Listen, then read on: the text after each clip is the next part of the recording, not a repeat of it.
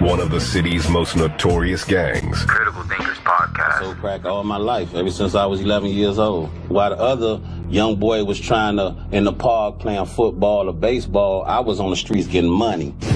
They label us a gang for coming together for something positive, for a movement to help the people. I mean, I know where I stand. I know I'm not a part of no gang. We don't have no colors. A lot of my friends, they like to represent their Haitian flag that represent their country. I like to extend high honors to the ancestors. Those ancestors being the ancestors of the Nile Valley that were responsible for some of the greatest civilizations that the world have ever witnessed. Those civilizations were predicated on the principles of Ma'at, which we define as truth, order, and righteousness. Well, over here, critical thinkers, the truth don't need no support.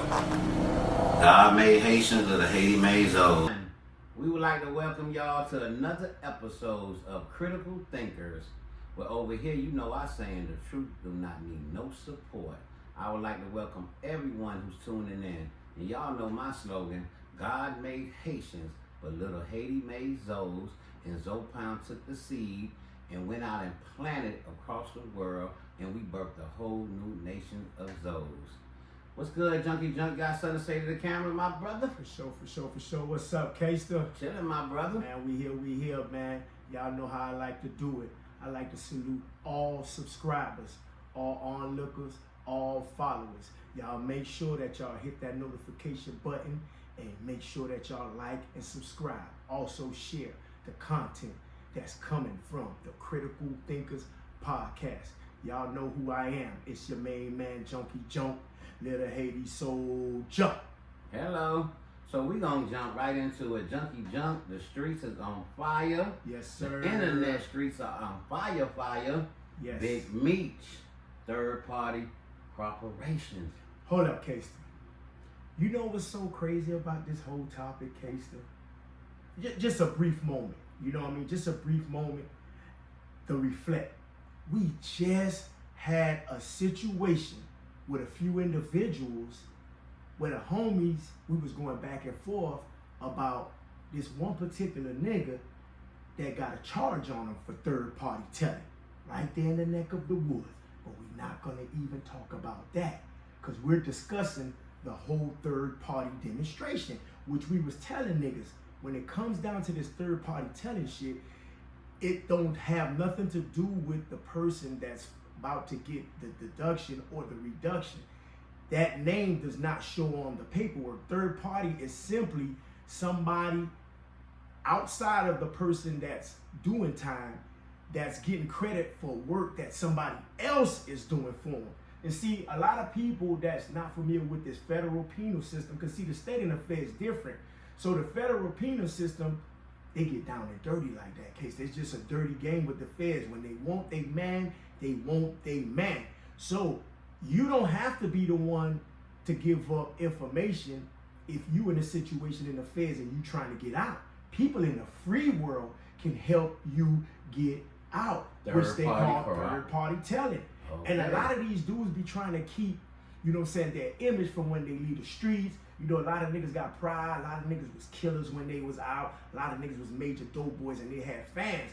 So a lot of times before they allow their name to be discredited because they told and it's on paperwork, because you know once it's on paperwork, everybody can see it. Mm-hmm. Now, it's so vicious that it has came out to the light that a lot of guys, and the guy that we're going to be speaking about, which is Big Meech, has that third party shit going on. I just wanted to bring that to everybody's attention. Okay, so because it's not just Hollywood, it's right in the hood too. It's real life. For sure. So this third party corporation is kind of sneaky because the person who got the other person to do the third party cooperation for him, his name never be on no paper. So he either to stay back in the cut, let the other person go do the work for him, and his name don't come up on no paper. Right. But you know what, Junk? I want to get right into it. Do you think 50 Cent, well, I think 50 Cent knew before he even signed BMF, you know that Meech was a part of some type of third party corporation. So the things that I'm seeing going on the internet, I don't even think 50 Cent have the moral compass to make that call, because if I break it down, 50 was going to invest millions of dollars into BMF. Right. Blue Da Vinci in 2017 brought these allegations out against Meech that it's For a sure. possibility For sure. that he fucking with this girl named Tammy, and Right. Tammy is part of some third And we're party gonna get into that corporation. because I'm hearing how you following the story, but on another note, Da Vinci knew a lot of stuff too. But go ahead, go ahead. Yeah, he knew a lot. So He did on surface 50 in behalf, 17 right? though. Yeah. But remember, I told you about these niggas like 50 from Jamaica, Queens. Yeah. 134th in Gabru. You said See, that. with 50, it's never business. It's always personal. Right. Right. So now he's seen a opportunity with his BMF story. Mhm. So he put BMF's Big Meech's son into acting school. Right. Right. Help him get his acting game up. Right. Right. Put the movie out. Right. But did he do them a favor? Because at the end of the day, 50 was benefiting more from the movie than BMF. Well, they was benefiting 50-50. Right, because we can't really determine who was going to win because it's based on however that person that's benefited feel. Okay. You you're feel what I'm saying? So now, 50, now It's all business of for a sudden, 50. He can see money out of it. but personal. But Right. so, hold on. So now, 50, he fucking with BMF, fucking Right. with Big Meech. He come home, Right. right? Put a few dollars in Big Meech's pocket, Mhm, right? mhm.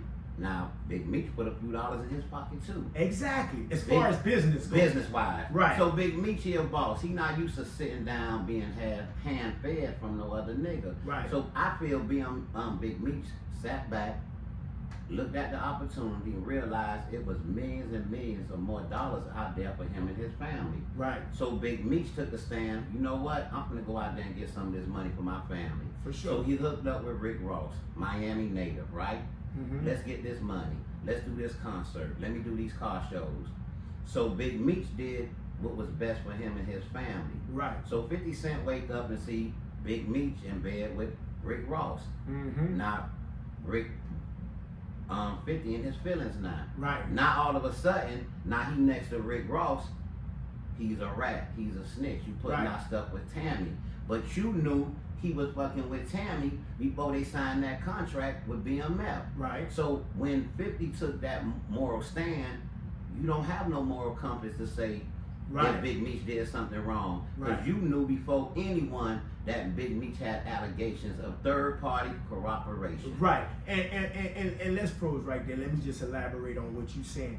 And I mean, I see you respectively using moral compass, but at the end of the day, with the shit that 50 Cent is trying to put out as a form of getting back at Big Meech for fucking with Rick Ross, it was nothing moral that could have been stood on at that point. You understand? But 50 don't have no morals. Right, 'cause he when it don't- comes to business, Right. if he had morals, Right. when you take a stand to keep it real from A to Z, Right. you can't keep it real from A to B or A to G. Right. You gotta keep it real from A to Z. Right, right. So 50 taking a moral stance Right. of a hood nigga. Right. You know, a rat is a rat. Right. But if Big Meech was good enough for you to do business with him, Right. and now all of a sudden Big Meech out there trying to eat with Ross and do Right. other things to Right. make his family rich, Right. and now 50 all of a sudden saying you a rat, Right. that showed me a lot about 50. Right, That but he see- has no moral compass. Right, but here's the thing. You see, 50 is an ex-street nigga. He's really from the streets, right? Mhm. You can take a nigga out the streets, you can't take the streets out of a nigga. All day. So he is from the streets, but at this particular time, he's mixing different point of views. Morals. He's trying to put Street morals and Right, I mean- business morals. He's mixing them. Right.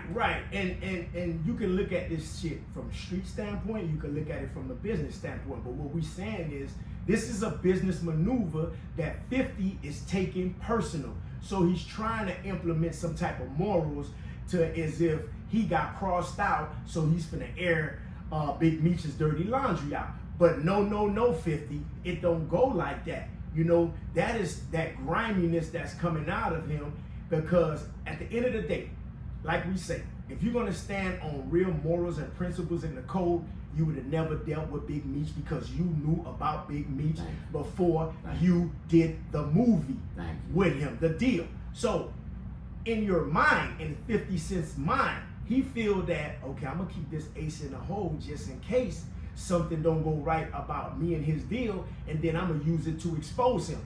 That's where 50 Cent's law right there. And he gave the homie Rick Ross. I fucks with Ricky. At the end of the day, I ain't gonna cut no corners about it.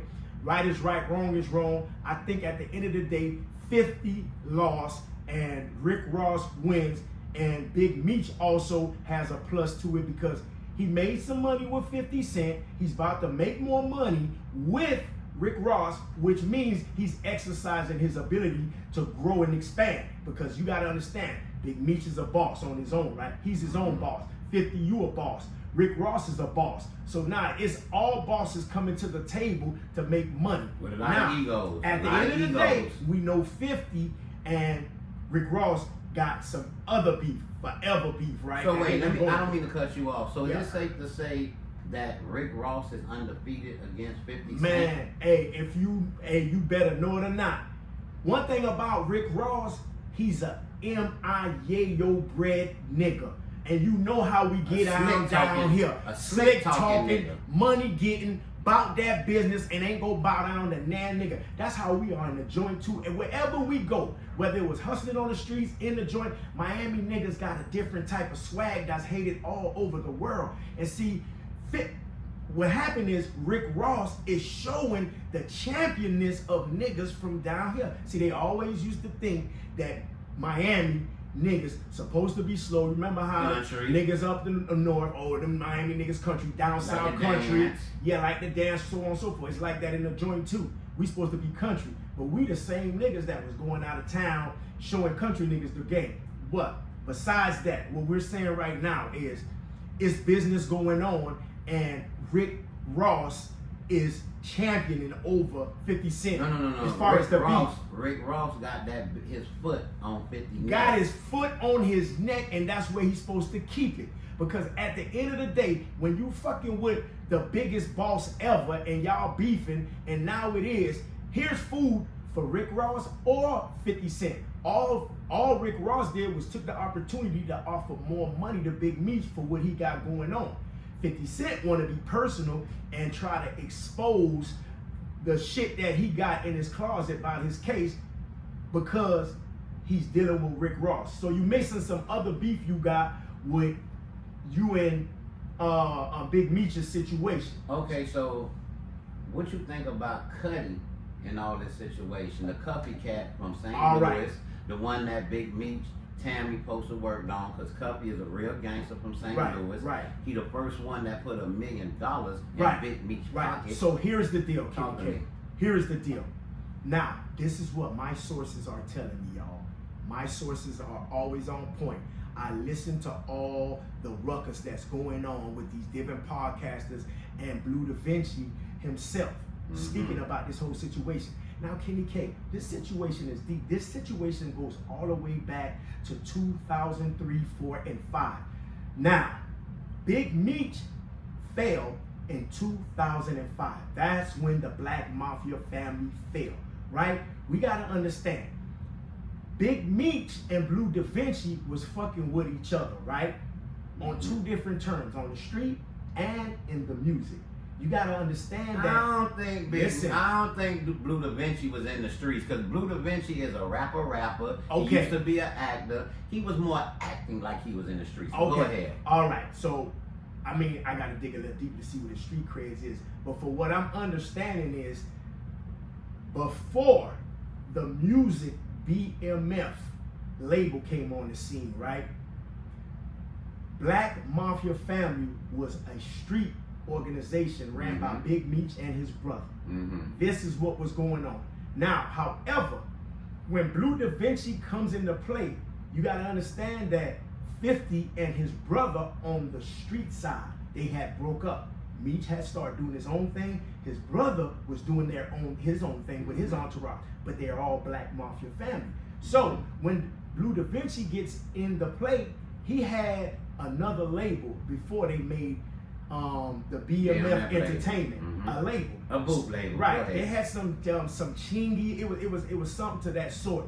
I don't have my notes right here with me, but he had a label before then.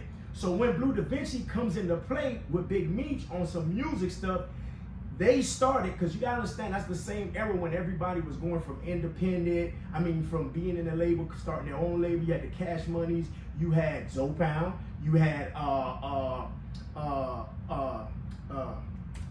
Master P. So that was an era when independent labels was being sprung forth from niggas in the street, niggas was investing in the artists, what have you. So from those guys, Big Meech, them being a street motherfucking mafia family, they start engaging into business in the music industry, which Blue Da Vinci is the foundation of that through Big Meech. So him and Big Meech really had business ties doing the music back then in 04, 03. But wait, right? how did, I'm kind of confused, John. All right. Business ties insinuating that Blue Da Vinci has some type of money to invest towards this. I don't think Blue Da Vinci had coins. I don't know. I think Blue Da Vinci had the vision. Right. I think Blue Da Vinci had the dream. Okay. And Big Meech and them had the money. However, Blue Da Vinci was the motivation or the motor behind BMF turning into entertainment.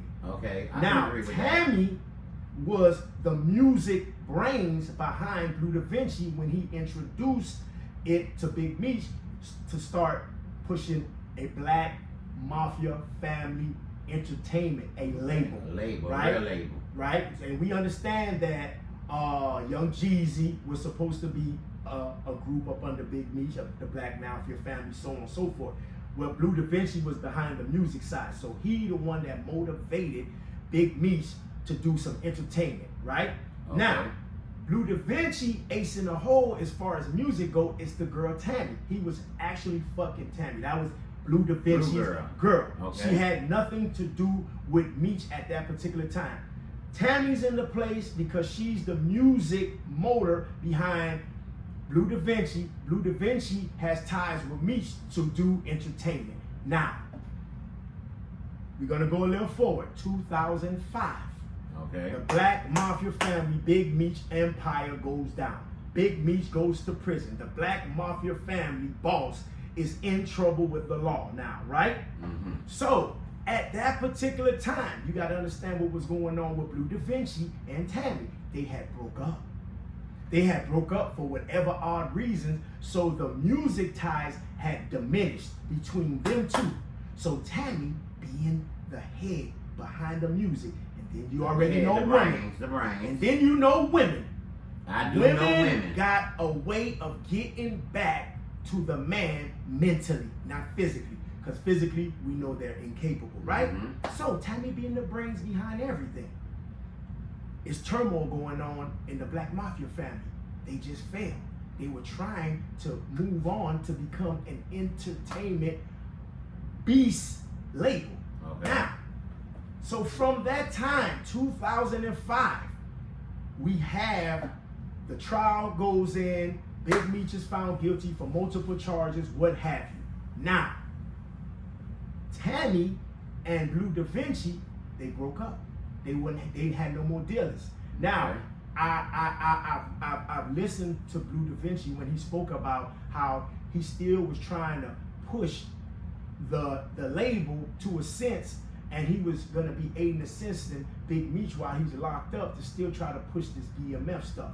But for some strange reason, he could not land the interest of Meech because Tammy played him out of position. Right, I was gonna get there. Okay, there you go. Okay, I was gonna get there. Okay. So at that point, whatever they were feuding about Kenny K at that time, Tammy didn't want to have no dealings with him, Blue Da Vinci, anymore, and she also had a vision.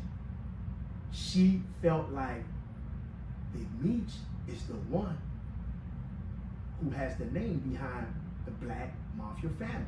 It's Big Meech that the world wants to know about at this time, but he's locked up, right? So is it safe to say Tammy is wickedly beautiful? Because we know a few wickedly beautiful women. Now this thing gonna get deep. Yeah, she's very wicked. She's wickedly beautiful. She played chess. Right. She played chess with men. Right. Right. And if you're weak enough and you go for it, so let me piggyback to you, because you know.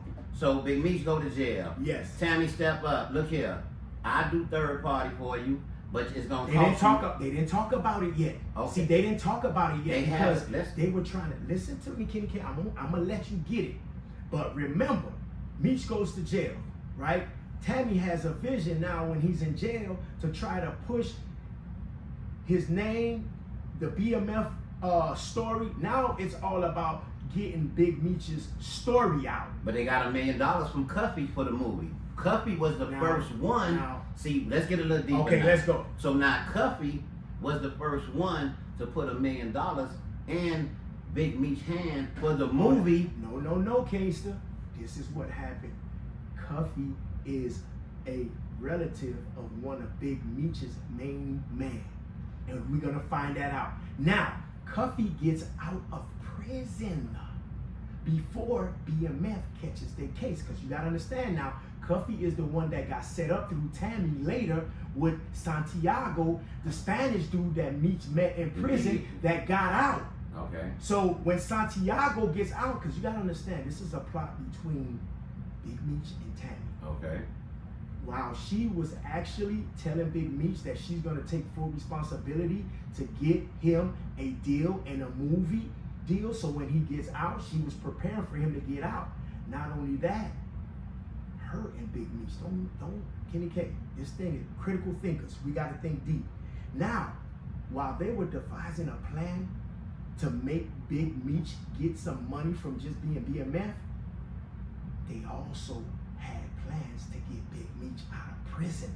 So before they try to get Big Meech out of prison, she was trying to shop a deal for Big Meech. Now, this is probably something that you didn't hear about, Kenny K, right? You gotta understand that Tammy them, they were responsible for the deal that God Bless the Dead Afina had for Tupac's documentary in the movie. Tammy had something to do with that. Before Afina passed away, she was just in the making of doing a deal with the same Jew that was supposed to do the deal with Tammy for Meech. Okay. Now, this is the whole catch. Now, however, whatever deals Tammy had going on with the Jew on Tammy's side did not have the physical money to partake in the deal.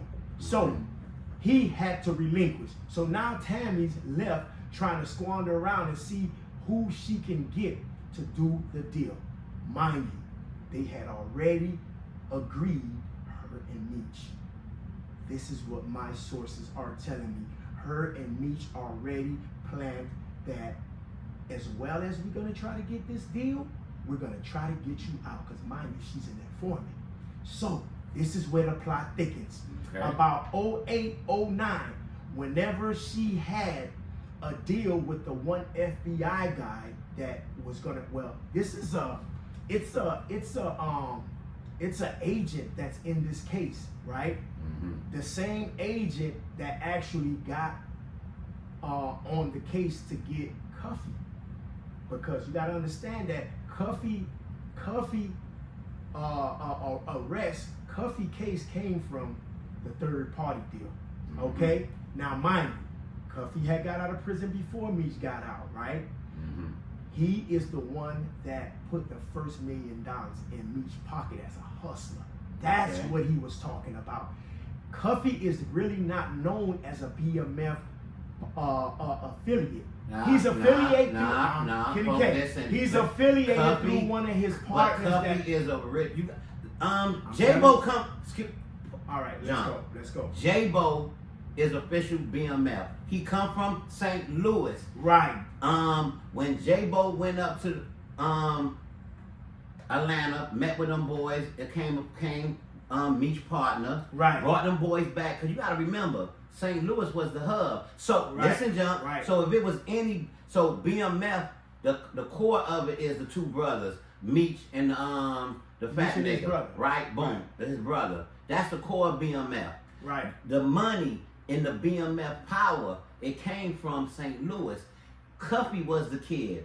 Meech had the plug. But when they accumulated that money and they first started BMF, why wouldn't BMF first or second chapter be St. Louis? Because that's the originator. So if you go back and look in one of them videos, you see Cuffy in the car with Meech, and he got the BMF shirt on. Hold on, Kenny. Go ahead.